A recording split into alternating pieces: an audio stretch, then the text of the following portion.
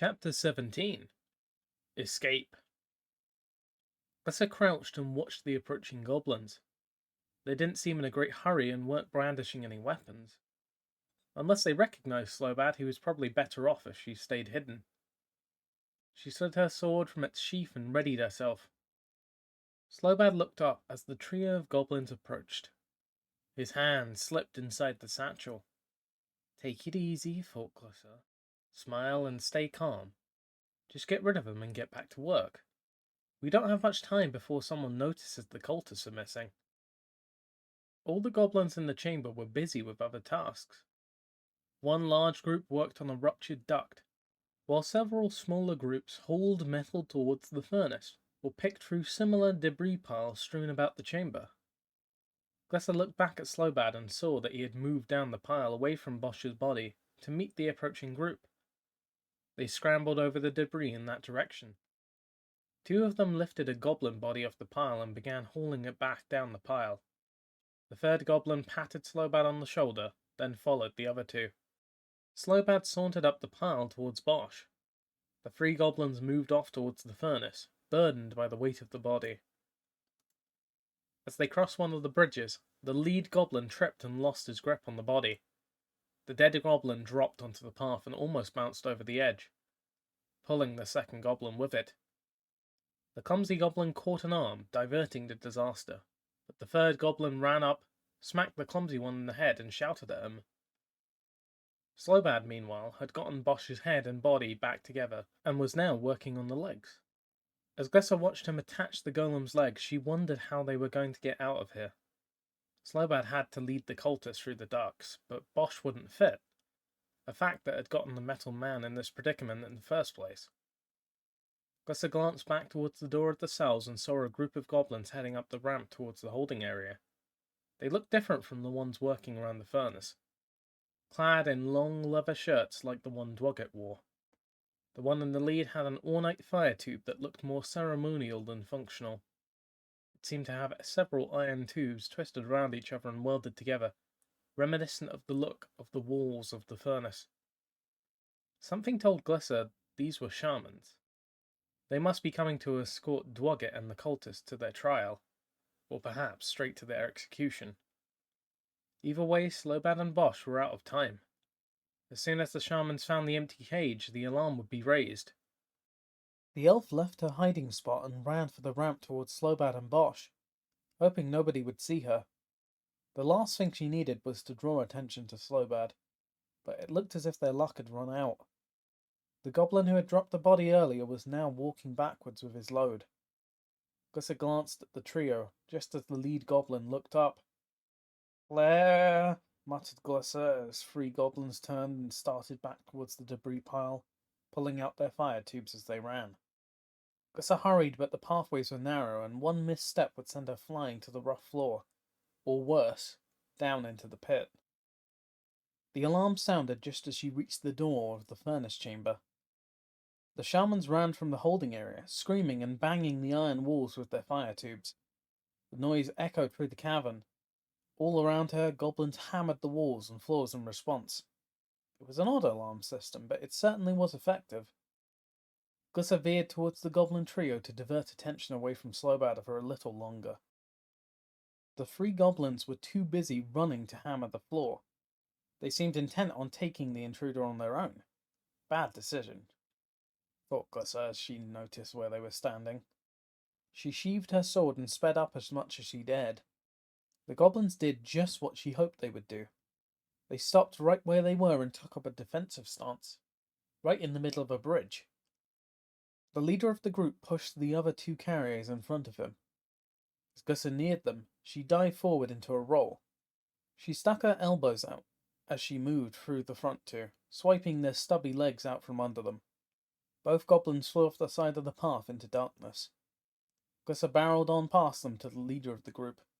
He toppled over backwards from the impact, and Glissa rolled to her feet over him. She casually kicked him over the side and watched his fire tube fade into the inky blackness. The elf turned and ran back to the debris pile. The clanging echoed around her as she scrambled up and over the pile to hide behind it. "I'm back." "I noticed," How much longer? A while. Stupid goblins tear apart his golem. Amazing machine like Bosch. Not know what they have. Stupid. Take a while to fix. We don't have much time, Gussie reminded him. She peeked over the top of the pile to see Slowbad pressing a tool wedged into the golem's knee joint. Working as fast as I can, huh? Much to fix. Stupid goblins, grunted Slowbad. Less talk, more work, interrupted Gusser. The hammering continued around them. Gusser glanced up towards the pens. The shamans were descending towards the furnace floor. Maybe I can give you more time. They won't notice you if they have to chase me. How you get out? Send Bosch for me when he's ready, said Gusser. You lead Dwogget's people back through the ducts. They're waiting for you. You don't know way out, crazy elf, snapped Slowbad. He'd finished securing one leg and was pulling the second leg into place. I do. Gusser stared at the golem. She wasn't sure who surprised her more, Slowbad or Bosch, but both were remarkable. Fine, she said. Bosch will get me out of here. You get Dwogget out. We'll meet at the cult lair. Not safe there, said Slowbad, shaking his head. We'll figure that out when we get there. If we get that far. She followed the path behind the debris pile towards the rear of the furnace, trying to get as far away from Slowbad and Bosch as possible before she was spotted. Most of the workers were around the front and sides, so the way was clear. When she came to a fork in the path, she moved closer to the furnace, as it would help block her from view, and she hoped it would take her where she really wanted to go. As Gusser wound her way around the structure, she saw a lone goblin ahead of her, banging on the path with his tube. He saw her as well and immediately changed the cadence of his beat. The general alarm first raised by the shamans was slow and steady. As soon as the goblin saw her, he quickened his tempo into a steady stream of bangs. All other banging in the chamber ceased. He's signaling to the shamans, thought Gusser. Not yet. She drew her sword and ran up to the pounding goblin. When she swung, the worker didn't even block, but kept signaling until the sword slashed through his side. The dead goblin dropped to the floor on top of his fire tube, which ignited his leather clothes and skin. Oh, flare, muttered Gusser as she jumped over the burning corpse. They know where I am now. The elf continued around the furnace and saw what she was most looking for. The air duct that was being repaired. Most of the workers were scouting for intruders. Several were heading her way already, while half-dozen remained behind. When they saw her, they began banging the I found her rhythm. Worse yet, Gusser was on the wrong path, and the closest bridge to the duct was past the workers. She didn't have that kind of time. She stepped off the path and screamed. The tubes in the floor were scalding hot. Now she understood the need for paths. Goblins were converging on her. She had no other choice. She jumped as far off the path as she could, landed on her toes and jumped again. The leather soles of her boots burned away, and pain shot up her legs. 2 more jumps and she made it to the right pathway. 2 goblins headed towards her, fire tubes in hand. The flames from the tubes were long and white hot. Gusser had never seen Slowbad's fire tube produce such an intense flame. The first goblin came in swinging. Gusser threw her arm out to block, and the flame burned hot against her metallic forearm. She slammed the pommel of her sword down on the goblin's arm, shattering the bone. He dropped the fire tube. She bashed him in the face. The force of the punch broke the goblin's nose and knocked him off his feet into the creature behind him. Gusser twirled, whipping her sword out in an arc. As she came back around, she grabbed the pommel with both hands and swung it hard at the stumbling goblin. The sword cut through both goblins' necks without slowing. Gusser twirled around once more before she could stop. The move had cost her. Gusser's feet screamed at her. She looked down at the tattered remains of her boots, held on by the straps alone. The sides and soles of her feet were bare. Blisters were forming from the intense heat of the furnace room floor. She had no time to heal, though. Gusser pressed on towards her goal, gritting her teeth against the pain of each step. A few moments later, she reached the broken duct. The workers had scrambled over the metal to face her, waving fire tubes in front of them. The first one came in. Glissa sliced through the first tube, jabbed at her. A great gout of flame erupted from the side of the tube, singeing her arm. The sudden eruption also jerked the tube goblin around. He lost his balance and fell onto the path, onto the hot tubes. Glissa left him screaming and scrambling on the tubes as she stepped to the next two goblins. They hesitated, and the elf used their indecision to her advantage. She swung her sword ahead of her to make them pull back, then rushed in low. She slammed into both goblins with her shoulder. Two fire tubes went flying back over the duct. The goblins flailed their arms, trying to regain their balance.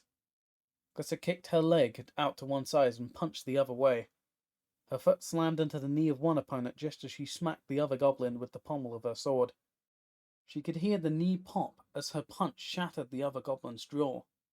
Both goblins fell away onto the furnace room floor. Glissa straightened up, but the next goblin was already on her. He swung his fire tube at her gut, burning away a line of leather and cutting into her skin. Glissa swung the sword straight up, almost on instinct, then watched in horror as the goblin split apart in front of her. The two halves toppled off either side of the pathway. His blood spilled on the ground and boiled away. The last two goblins looked at Glissa, dropped the tubes and ran. The elf looked down at her gut, but the flame had cut across her ribcage and had done a little bit more than burn away some skin. Glissa scooped up the tubes and turned them off as she walked up to the duct. The metal box came from the furnace and ran across the chamber and up the wall. A steady spray of steam issued from the other side of the duct where the goblins had been working. She climbed over the duct, pressing on the flat of her sword to keep her hands off the hot metal. Glissa stared at the duct and tried to decide how to do the most damage. She glanced up to the holding area and could see a few shamans still lingering there. She needed a large distraction to lure everyone towards her and give Slowbad a clear path back to the holding area.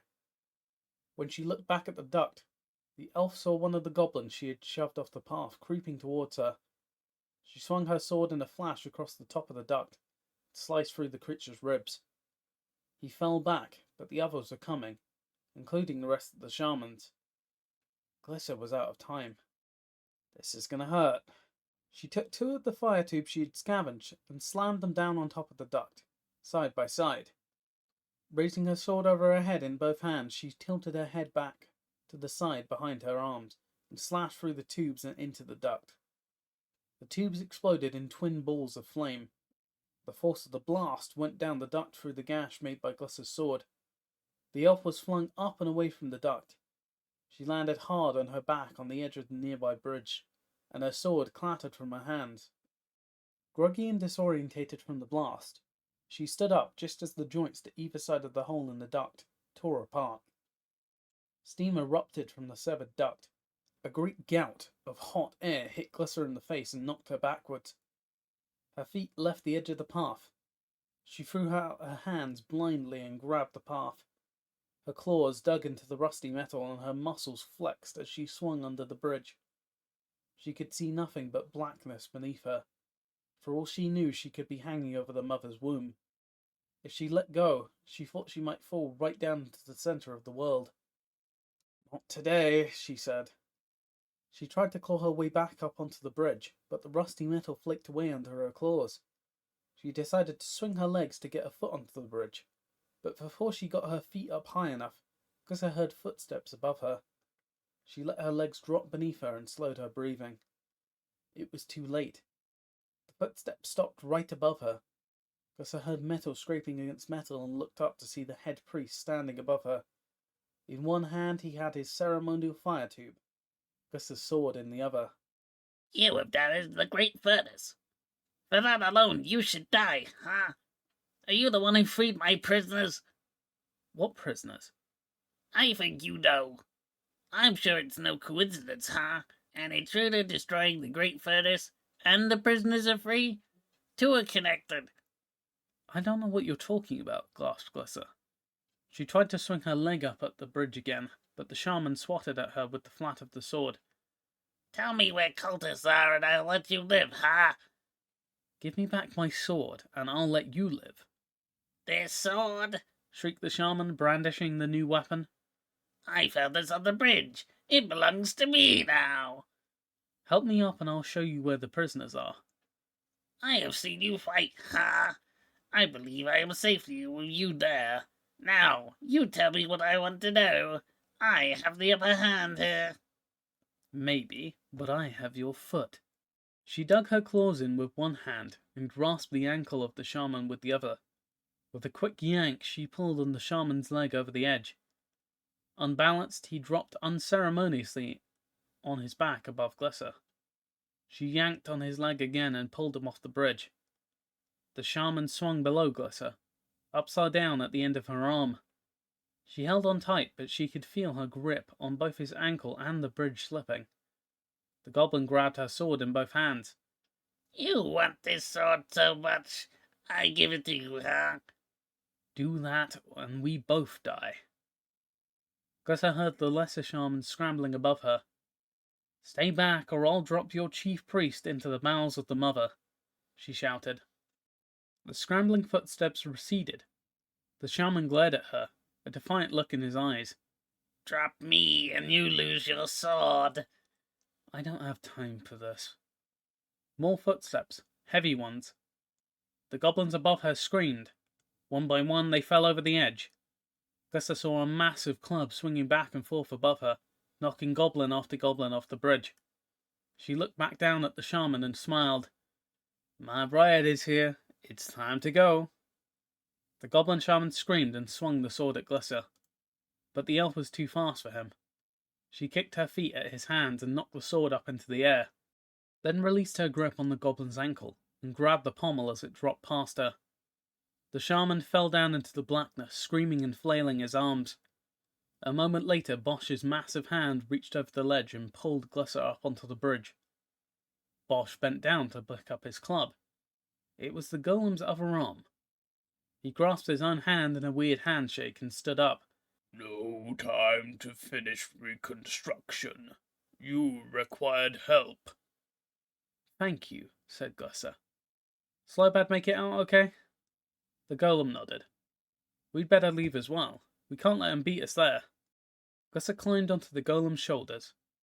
Bosch ran straight through the furnace cavern, only using the path when he needed to cross the chasm. Any goblins who dared to come near were greeted by the golem's massive iron arm. Bosch swung the improvised club back and forth in front of him as he ran. Once out of the furnace room, they went through several goblin-made passageways. Glisser could see other caverns to the sides as they ran, though none as large as the furnace room. The golem stopped, and Glisser peered over his shoulder. They stood at the doorway into a cavern that dwarfed the furnace room. Glisser couldn't see any other side or ceiling to the huge cave, but she could see a massive hole in the center. She had been wrong. The furnace didn't sit on top of the mother's room. It was right here in front of her. Hundreds, even thousands of goblin-made buildings of all sizes surrounded the hole. Small goblins had left the city on the edge of the womb. They marched up the path towards the entrance, headed straight for them. Why have you stopped? I know this place, replied Bosch.